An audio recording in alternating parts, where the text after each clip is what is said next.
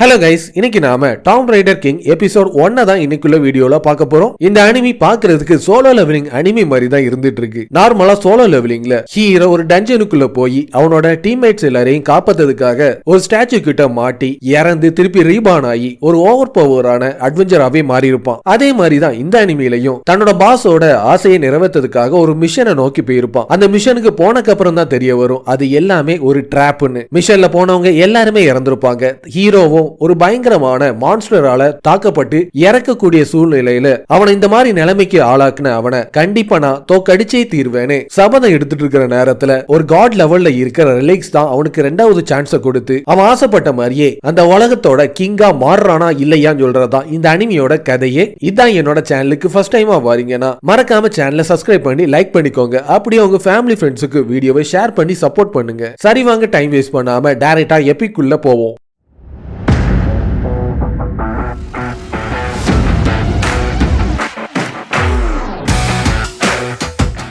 ஸ்டார்டிங்லயே டஞ்சனுக்குள்ள போன எல்லாருமே கொடூரமான முறையில இறந்து கடந்துட்டு இருப்பாங்க. நம்ம ஹீரோ ஒரு பயங்கரமான ஸ்னேக் மான்ஸ்டர் கூட சேர்ந்து சண்டையில ஈடுபட்டு இருப்பான். அது அவன் நினைச்சதை விடவும் ரொம்பவும் பவர்ஃபுல்லா இருந்துட்டு இருக்கும். தாக்குனதுல அடிபட்டு கீழே விழுந்துட்டு இருக்க அவனோட கதையை முடிக்கிறதுக்காக கிட்ட நெருங்கி வந்துட்டு இருக்கும். ஜஸ்ட் மிஸ்ல அதுல இருந்து தப்பிச்சு அவனோட ஸ்வாட் பவர் மூலமா அதோட தலையிலேயே தாக்கி அதோட கதையை முடிக்கிறதுக்கு ட்ரை பண்ணிட்டு இருப்பான். ஸ்வாட் உடஞ்சக்கு அப்புறமும் அது விடாம அவனோட கதையை முடிக்கிறதுக்காக கடிச்சு கொதறிட்டு இருக்கும். என்ன நடந்தாலும் ஒன்னு அவ்வளவு சீக்கிரத்துல நான் விடவே மாட்டேன்னு அவனோட உடஞ்ச சோடை எடுத்து அது ஒரு கண்ணில் எடுத்து குத்தி கிழிச்சிட்டு இருப்பான். என்னதான் அவன் தாக்குனாலும் கொடூரமான முறையில அவனை கடிச்சு தின்னுட்டு இருக்கும். நான் இந்த மாதிரி நிலைமையில சாவ விரும்பவே இல்லை. என்ன இந்த மாதிரி பண்ணா அந்த டைஜூன் குவான கண்டிப்பா நான் சும்மாவே விட மாட்டேன்னு அவன் பார்த்து கத்திட்டு இருக்க. இது எல்லாமே நடக்கிறதுக்கு முன்னாடி உள்ள ஒரு பிளாஷ்பேக்கை காட்டிட்டு இருப்பான். என்ன நடந்தாலும் இந்த மிஷன்ல நீ கண்டிப்பா கலந்துகிட்டே ஆகணும். இது மூலமா உனக்கு அதிகமான ரிவார்டு கிடைக்க வாய்ப்பு இருக்குன்னு அவனோட பாஸ் மிஷனை நோக்கி அனுப்பியிருக்கும். மிஷனுக்குள்ள போன எல்லாருமே கொடூரமான முறையில கொல்லப்பட்டிருப்பாங்க. இந்த மாதிரி நிலைமையில நான் சாவ விரும்பவே இல்லைன்னு அவன் பார்த்துட்டு இருப்பான். மான்ஸ்டர் கொடூரமா வந்து அவனை தாக்கிட்டு இருக்கும். நம்ம ஹீரோவோட பேரு ஜூகிங் ஷோ.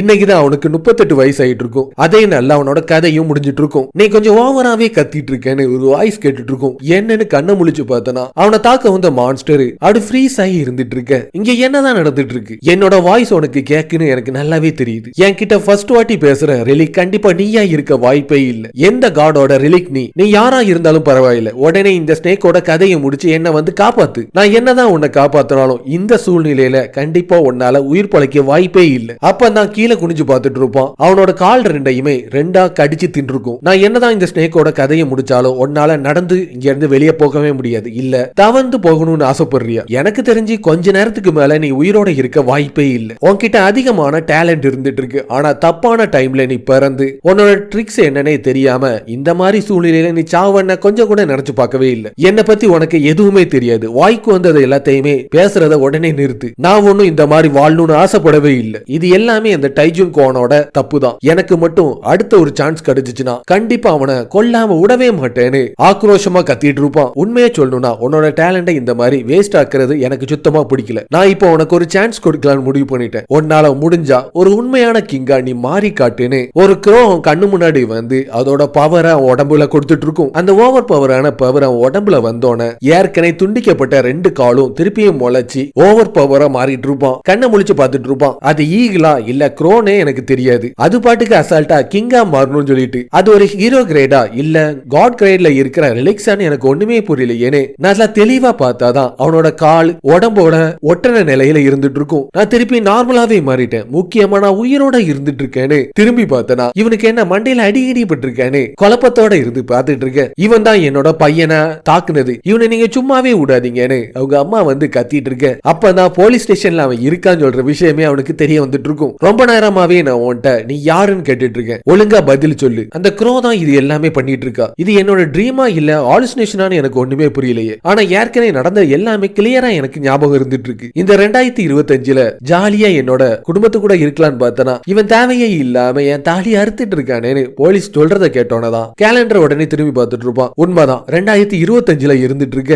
இது எப்படி சாத்தியம்? அவனுக்கே தெரியாம ரீபான் ஆகி 15 வருஷத்துக்கு முன்னாடி 2025க்கு வந்திருப்பான். ஒருவேளை நான் டைம் டிராவல் பண்ணி இங்க வந்துட்டேனா? இது எல்லாமே அந்த க்ரோ தான் பண்ணிட்டு இருக்கான்னு யோசிச்சுட்டு இருக்கும் போதுதான் நான் திருப்பி உனக்கு சான்ஸ் கொடுக்கேன், உன்னால முடிஞ்சா ஒரு உண்மையான கிங்கா மாறி காட்டுன்னு அது கடைசியா சொன்னது அவனுக்கு ஞாபகம் வந்துட்டு இருக்கும். நாங்க இவ்வளவு நேரமா தொண்டை தண்ணி வத்த கத்திட்டு இருக்கோம், எதையுமே பேசாம உன் மனசுக்குள்ளேயே பெனாத்திரதை விட்டுட்டு நீ யாரு, நீ எங்க இருந்து வந்திருக்கேன்னு உடனே சொல்லு. என்னோட பையன் தேர்ட் இயரை சேர்ந்த ஹை ஸ்கூல் ஸ்டூடெண்டா இருந்துட்டு இருக்கான், உனக்கு எவ்வளவு தைரியம் இருந்தா என்னோட பையனையும் நீ அந்த மாதிரி பண்ணிருப்ப. இந்த லேடியோட முகத்தை நான் ஏற்கனவே பார்த்திருக்கேன், இப்ப எனக்கு நல்லாவே ஞாபகம் வந்துட்டு. இந்த குட்டி கொஞ்சம் தானா வந்து என் கிட்ட வந்து வம்புழுத்தான், நான் அடிக்கிறதுக்குள்ள அவனே கீழே விழுந்து நான் தான் அடிச்ச மாதிரி பாவலா பண்ணான். 15 வருஷத்துக்கு முன்னாடி இந்த பிரச்சனை எப்படி நான் சால்வ் பண்ண தெரியலையேன்னு திங்க் பண்ணி பார்த்தனா அந்த டைம்ல அவங்க கிட்ட எந்த ஒரு பணமுமே இருந்திருக்காது. அவங்க ஆசைப்பட்ட டிமாண்ட் எல்லாத்தையுமே செட்டில் பண்ணி வேற வழியே இல்லாம மண்டி போட்டு அவங்க கிட்ட மன்னிப்பு கேட்டிருப்போம். யாராச்சும் அவங்க கிட்ட ஏதாச்சும் பேசினாங்கன்னா அதை காது கொடுத்து கேட்கணும். இந்த மாதிரி ஜட மாதிரி இருக்க கூடாதுன்னு அவ உடனே அவனை தாக்கிறதுக்கு தயாராயிட்டு இருக்க. டக்குன்னு அவளோட கையை பிடிச்சி பிளாக் பண்ணிட்டு இருப்பான். இது எல்லாத்துக்கும் உங்க பையன் தான் ஃபர்ஸ்ட் காரணம், அவன் தான் ஃபர்ஸ்ட் என்கிட்ட சண்டையில ஈடுபட்டான். ஆனா நீங்க சொல்ற செட்டில்மெண்ட் எல்லாமே கொஞ்சம் ஓவர் ஆனது. பணத்திமுறு பிடிச்ச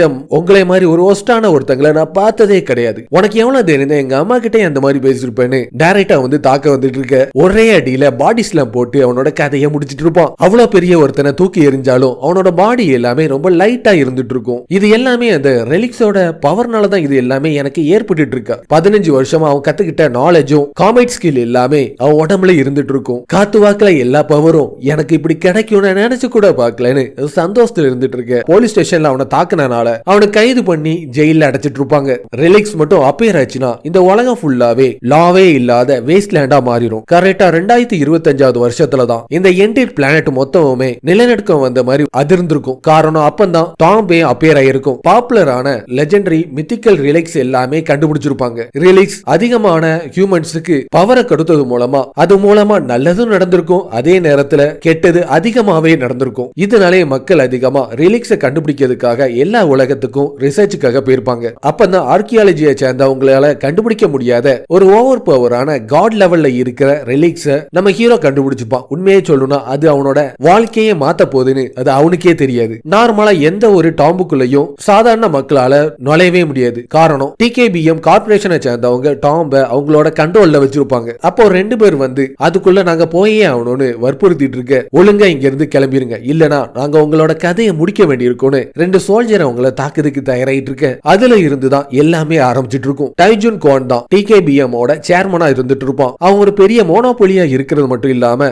எல்லா விதமான அன்னோனான ரெலிக்ஸ் எல்லாத்தையுமே எஸ்கவேட் பண்ணி எடுக்கிறது தான் அவனோட வேலையா இருந்துட்டு இருக்கும். என்னோட எஸ்கவேஷன் எபிலிட்டி எப்படியும் அவனுக்கு தெரிஞ்சனால டிகேபிஎம் கார்பரேஷன்ல ஸ்கவுட்டா அவனை வேலைக்கு சேர்த்துட்டு இருப்பாங்க. சேர்மன் குவான் கிட்ட அவன் சேர்ந்தது மட்டும் இல்லாம ஸ்மக்லிங், தெஃப்ட், ஸ்பையிங், ஏன் டாம் ரைடிங்லயும் அவன் ஈடுபட்டு யாராலையும் உள்ளேயே போக கூடாதுன்னு கவர்மெண்ட் தடை செய்யப்பட்ட டாம் ஸ்கூல்ல நுழைஞ்சி அன்னோனான ரெலிக்ஸ் எல்லாத்தையுமே ஸ்மக்லிங் மூலமா அட்டைய போட்டு அதை கொண்டு போய் சேர்மன் குவான் கிட்ட கொடுக்கறது மூலமா அவன் செல்வ செழிப்போட பணக்காரனா மாறிட்டு இருப்பான். என்னதான் இவன் டேலண்டா இருந்தாலும் இவனோட டேலண்ட் அங்க இருக்கிற அதிகமான பேருக்கு சுத்தமா பிடிக்காது. சேர்மன் குவானோட காலை நக்கிட்டே இருக்கிறனாலதான் நீ இந்த அளவுக்கு டேலண்டா இருந்துட்டு இருக்க, இல்லனா நீ ஒரு குப்பைக்கு தான் சமோன்னு அங்க இருக்கிற மத்தவங்க எல்லாருமே அவனை கேவலப்படுத்திட்டு இருப்பாங்க. இவங்க எல்லாருமே என்ன நினைச்சிட்டு இருக்காங்க, அவன் என்ன வேலைக்கு சேர்த்தானா? இல்லவே இல்ல. சேர்மன் குவானோட வளர்ப்பு நாயா இருக்கிறதுக்கு ஆசைப்பட்டதே நான் தான். ஏன்னா அப்பந்தான் எனக்கு பிடிச்சது எல்லாமே எனக்கு கிடைக்கும்னு அவங்களோட எல்லா விதமான இன்சல்ட்டையும் கேட்டு அவன் அங்க இருந்து ஒரு மிஷனை நோக்கி போயிட்டு இருப்பான். ஆனா அவனுக்கே தெரியாது அந்த மிஷன் தான் அவனோட கடைசின்னு. பார்த்தா அது ஒரு டிராப்பா இருந்துட்டு இருக்கும். மிஷனுக்குள்ள போன எல்லாருமே இறந்துருப்பாங்க.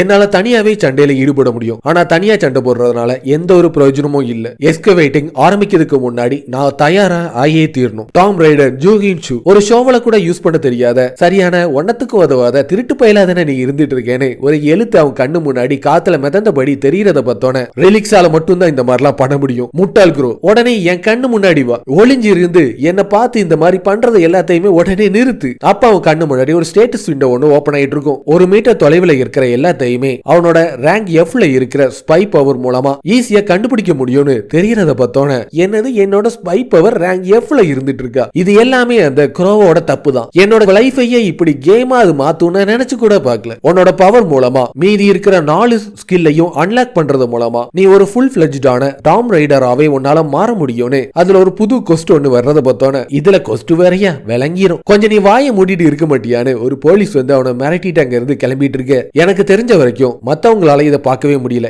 எனக்கு மட்டும்தான் இது தெரிஞ்சிட்டு இருக்கு. உடனே அவனோட ஸ்பை பவரை யூஸ் பண்ணி பார்த்துட்டு இருப்பான். கரெக்டா 1 மீட்டர்ல இருக்கிற காக்ரோச் எல்லாமே கிறிஸ்டல் கிளியரா அவன் கண்ணு முன்னாடி தெரிஞ்சிட்டு இருக்கும். அவன் ஏற்கனவே கண்டுபிடிச்ச ரிலிக்ஸ்னாலதான் இந்த ஏபிலிட்டியே அவன் உடம்புல கிடைச்சிருக்கும். ஆனா அந்த ரிலிக்ஸ் காணாம போனக்கு அப்புறமும் அந்த ஏபிலிட்டி காணாம போகாம அவன் உடம்புல இருந்திருக்கும். இந்த ஸ்டேட்டஸ் விண்டோல இருக்கிற ஸ்டஃப் எல்லாத்தையுமே என்னால பார்க்க முடியுதுன்னா, நார்மலா இந்த ஒரு ஸ்கில்ல இந்த அளவுக்கு பவர்ஃபுல்லா இருக்கும்போது மீதி இருக்கிற அந்த 3 ஸ்கில்லையும் நான் அன்லாக் பண்ணிட்டேனா அது கண்டிப்பா ஓவர் பவராவே மாறிடும்னு ஒரு நல்ல ஒரு ஸ்டார்ட் ஆரம்பிக்கிறதுக்காக தயாராயிட்டு இருப்பான். இருந்தாலும் இந்த க்ரோ எதுக்காக என்கிட்ட இந்த இதை கொடுத்திருக்கு? நார்மலா ரெலிக்ஸ் ஹியூமன்ஸ்க்கு ஹெல்ப் பண்ண வாய்ப்பே இல்லை. இங்க என்ன நடக்குன்னு எனக்கு ஒண்ணுமே புரிய மாட்டேதுன்னு யோசிச்சுட்டு இருக்கும்போது அவனோட ஃப்ரெண்டா இருக்கிற டிடெக்டிவ் கிம் அவனை காப்பாத்தி வெளியே கொண்டு வந்துட்டு இருக்கும். உண்மையை சொல்லுனா அந்த ஹைஸ்கூல் பையன் தான் தப்பு பண்ணனால ஜெயிலுக்குள்ள இருந்திருக்கணும். தேவையே இல்லாம நீ போய் மாட்டிக்கிட்ட. நீ எதை நினைச்சு கவலைப்படாத, எல்லாத்தையும் நான் பாத்துக்கிட்டேன். டிடெக்டிவ் கிம் ரொம்ப நன்றி. உன் தலையில அடிக்கடி பண்ணிட்டா. ஜூஹின் நீ தேங்க்ஸ்லாம் சொல்லிட்டு இருக்கிய, நார்மலான பேசன மாறிட்டியா இல்ல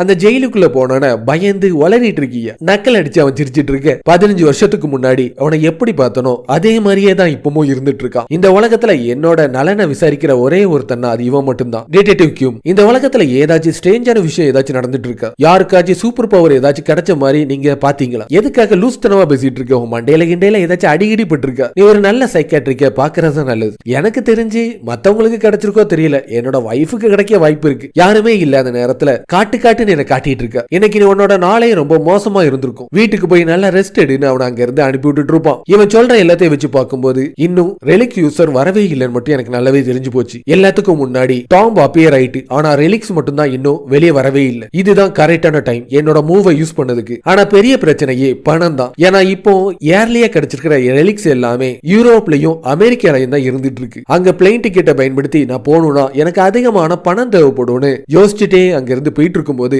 ஜூஹியானு வேலையை பார்க்காம இங்க எதுக்காக பேந்த மாதிரி முழிச்சிட்டு அலைஞ்சிட்டு இருக்க? அப்பந்தான் அவனோட பணத்துக்கு தேவையான வழி அவன் கண்ணு முன்னாடி தெரிஞ்சிட்டு இருக்கும். இவனோட பேரு கியோண்டே பார்க். ஃபார்மர் மாஸ்டராவும் ஒரு லோக்கலான தக்காவும் ஆர்ட் புரோக்கராவும் இருந்துட்டு இருக்கான். இவனோட ஓல்டர் சிஸ்டரா இருக்க கியூன்ஜே பார்க் ஒரு சின்ன கேலரி கடை வச்சுட்டு இருக்கா. நம்ம ஹீரோ ஸ்கூல் படிக்கும் போது பார்ட் டைம் ஜாபுக்காக அவனோட கடையில தான் வேலை பார்த்திருப்பான். அந்த கொஞ்சம் பணத்துக்காக நாய் பண்ணாத பாடு பட்டது எல்லாமே அவனுக்கு ஞாபகம் வந்துட்டு இருக்கும். நாங்க ஒரு கேள்வி கேட்டா அதுக்கு கரெக்டா பதில் சொல்றதை விட்டுட்டு எதுக்காக கேப் விட்டுட்டு இருக்கேன்னு ஒருத்தன் தாக்க வந்துட்டு இருக்க.